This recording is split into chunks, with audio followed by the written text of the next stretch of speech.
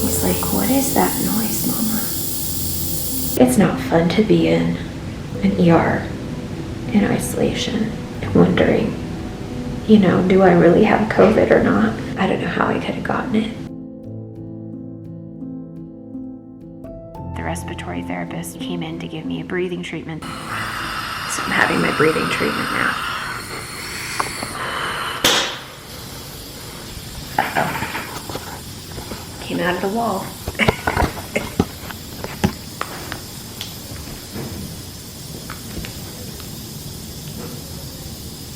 I have no clue where it... So my breathing treatment accidentally got disconnected. It fell down to the floor. I don't know. I leaned forward and I can't do it because I've got all of these EKG leads that are tying me over here, and I tried to move and that thing started beeping. So I just called the nurse, so hopefully they can come and change it. They wouldn't let my mom come in, but she was staying in the parking garage, and then she went home because I said, Mom, go home. She felt bad, but you don't want to stay in the parking garage. He's like, what is that noise, Mama? Doing real good.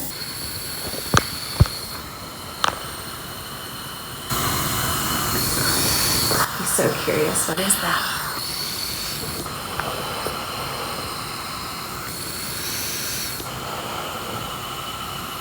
It keeps popping off the wall, the oxygen does.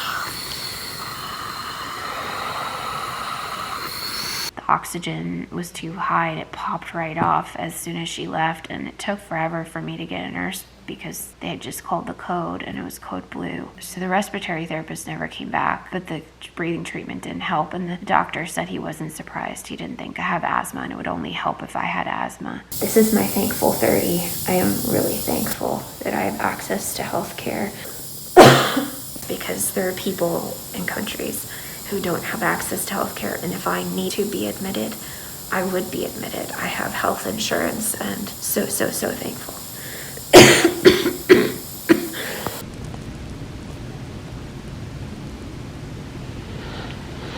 This is where all their gowns are going because they have to take precautions with me.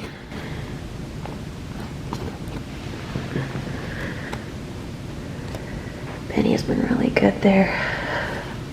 A lot of vital stuff. Just trying to do my best. It's not fun to be in an ER in isolation and wondering, you know, do I really have COVID or not? Of course, I hope I don't have it, but I wish that breathing treatment had helped, but it did not. So I'm just, you know, doing the best I can. Just sitting here, really. I don't want to use up the juice on my phone because I don't have a charger. It's funny, I won't get you all sick. The oxygen popped off like two or three times because I think that it was up too high. The first time I thought I did it, but I think the pressure was too high. Well, as of right now, I don't think that I'm gonna be staying here. I don't have strep. I don't have the flu. I was tested for both. He did my blood work. My white blood cells were not too bad. They weren't normal, but they weren't too bad. He thinks that my methotrexate is affecting that. And he said that it doesn't look like I have bacteria. It doesn't look like there's something called DPN to see if I have fluid around the lungs. I don't have that. He said my lungs look clear. I don't have pneumonia, which is good. At first he said, I think you have a 50% chance of having COVID. Then when he got the results back, he said, I think it's likely you have COVID. So they're gonna be doing the test. They're gonna use the test from earlier. My parents are wondering if they're gonna have to be in quarantine, so we'll see what happens. I don't know how I could have gotten it. The only thing I can think of is that something was on the groceries or the Walgreens or the mail, because I didn't obsessively wipe that down because I had nothing to wipe it down with, because everybody bought out all of the products. While things are happening, it's hard for me to tell people what's going on because I don't want people to pity me. I I think filming kind of has helped me to not feel alone, but it's also helped me to not have to think about it. I know that's weird because you would think filming makes you focus on it, but it doesn't. For me, it's kind of a therapeutic effect to film. I can't even tell you how many of the people in here have commented on how good he is. I am so thankful for him, and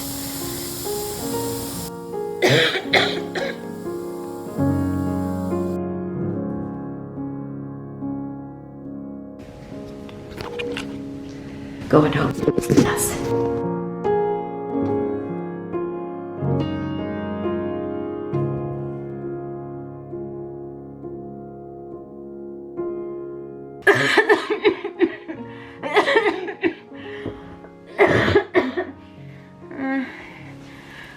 I'm so tired of coughing. I just got home. I have some strict protocol, so I just walked into my laundry room. It's very odd being told you might have COVID.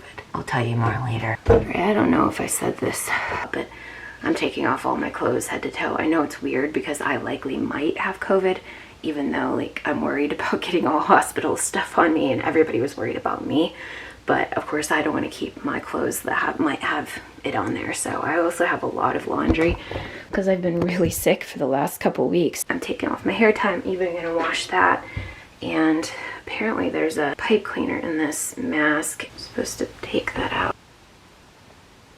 How are you supposed to take the pipe cleaner out before you wash it if there's no opening? My friend Vicky made this mask and I'm so thankful to her. Bend down. Everything is going to get a good cleaning, and I'm going to step into the shower and just rinse myself off. At least I just feel better I need a shower anyway, and I don't feel well. I've been sweating through my clothes. When I got to the hospital, she was taking my temperature. She was asking all my symptoms, the triage nurse, and I said, I'm sweating. I'm like sweating through my clothes, and she was like, yes, you are. I had a fever.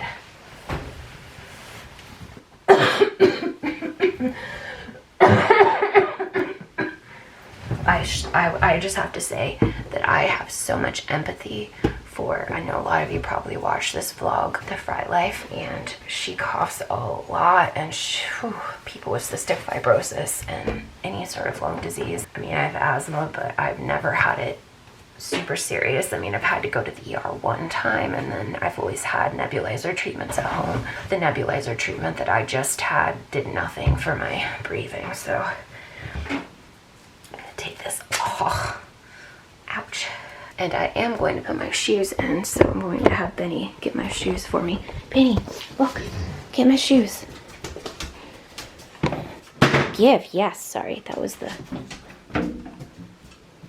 Hold, Benny, bring. Give, yes, good job. All right, I'm also gonna wipe off his feet because he could be bringing it around. I have a lot of baby wipes, so while it's not going to kill COVID, at least it's something. I do have to say it's very weird that I might actually have this thing that everybody is worried about. I'm just so thankful I don't feel worse than I do. I feel pretty bad, but oh, I still have one of those things on me. Okay, so the rest of what I'm going to take off, I'm not going to do on camera, so I will see you in a bit.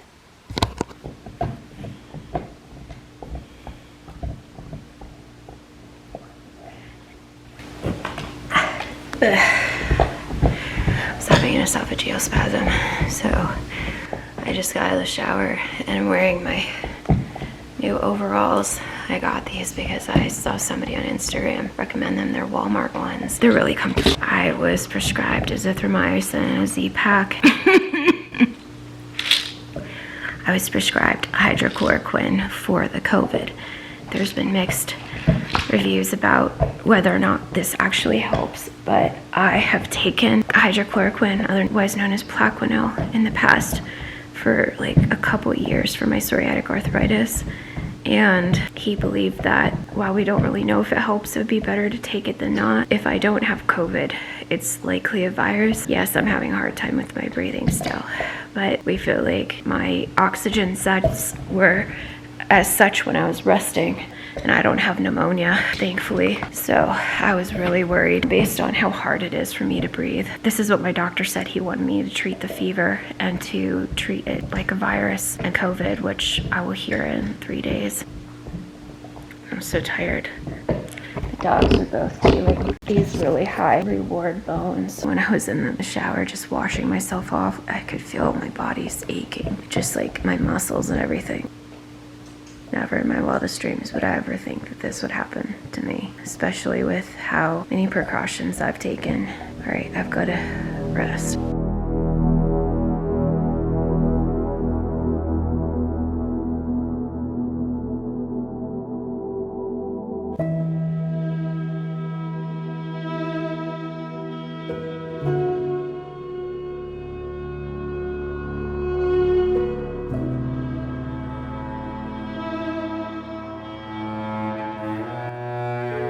I'm burning up. I have a fever right now. I took Tylenol. That's too bad. I'm tired of feeling so sick.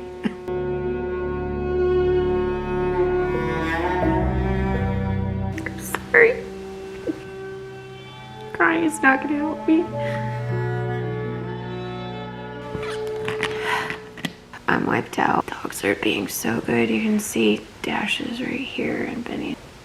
I'm so miserable. When I was telling the doctor how thankful I was I had clear lungs, he really cautioned me. He was like, Kelly, you're not over this. I want you to treat your fevers with Tylenol. I want you to drink lots of fluids and strict rest, because whenever I move around or I talk, my oxygen saturation levels went down, and move around was just like in bed. The nurse was concerned about me doing anything but resting. I think today is the worst I felt over the last 2 weeks. My breathing didn't really become involved until day 10. And what's interesting is that my doctor said that with COVID, they've been seeing that people's breathing gets worse on day 10. And he says, you've had this for a long time. Usually other things would have wrapped up by now. He said it is possible I could have some other viral infection. Basically, all I'm doing is laying here. I'm trying to be distracted by the TV, but it's hard. It's like just my body is aching so bad. My breathing hurts. And I'm trying to lay still, and I keep praying I fall asleep. Everything is taking a colossal effort. Sitting up like this is taking a colossal effort. Tomorrow is Easter. My doctor prescribed a Z-Pack because while I don't have a bacterial infection, he believes that it has an anti-inflammatory effect, which could help my breathing. The waiting is going to be, I think it will be hard, even though I'm not scared of COVID. Maybe I should be. I mean, okay, I am. I have to trick myself out of being scared, because being scared I know doesn't have any value other than scaring me. Yeah, my symptoms have scared me, and it's scary to know that I could have this virus that could potentially get worse. If I didn't know that COVID could be deadly with its, lung problems, I would say my symptoms are definitely severe. If anything, this has given me great empathy for people who have lung disease and who are dealing with this feeling of not getting enough air and hurting and aching in their lungs on a regular basis. I truly believe that experiences in life like this can be used for good, because, for example, I can empathize now with people with CF, not because I understand what it's like to have a terminal disease. I don't. But to go, oh gosh, now I know what it's like to have my lungs affected and there's no treatment. Yeah, I left there with medication, but not medication that is going to give me hope that my symptoms are going to get better. It's hard to leave the ER. Not better.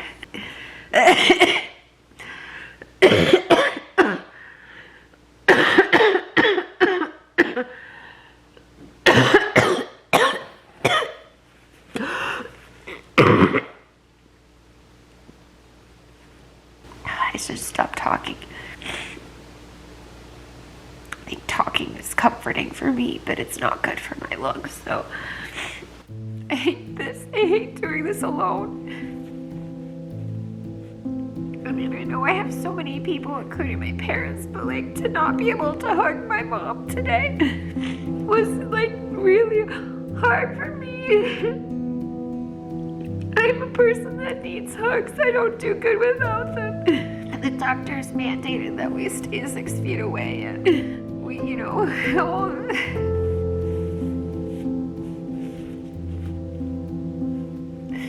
Thank you guys for watching, and I'll see you in my next video. Sending you lots of love. Remember, you're not alone.